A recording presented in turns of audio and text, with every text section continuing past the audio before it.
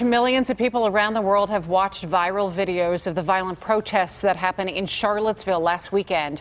And tonight we're seeing new footage of the car after it killed a woman. Kim Gable talked to a local team that captured those images. She has the exclusive story tonight. Kim. The nonprofit Pittsburgh team calls itself NFBD, Never Fear Being Different. Two former college football teammates who say they now want to use videos like this to encourage people to stand up for equality. So in the very beginning, I had no idea what to expect. In the moments during and following the chaos in Charlottesville, Virginia, hundreds of people posted video of the events.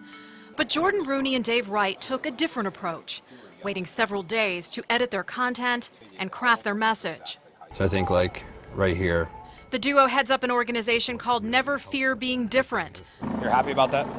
Well, they deserve it. They deserve to die? No, absolutely. You just said they deserve to die.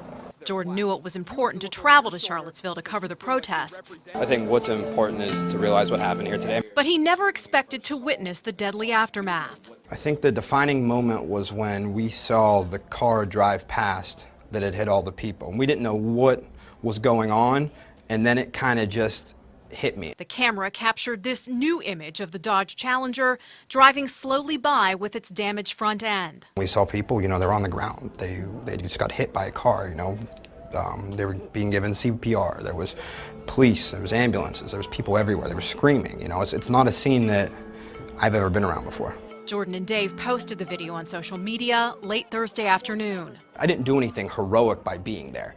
I did something that I feel that everyone should do.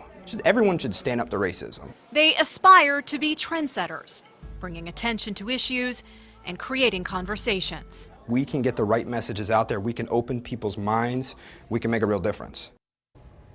Now, Jordan and Dave say they do not bill themselves as a political organization. Never Fear Being Different has also done over 60 school assemblies throughout 7 states. Susan?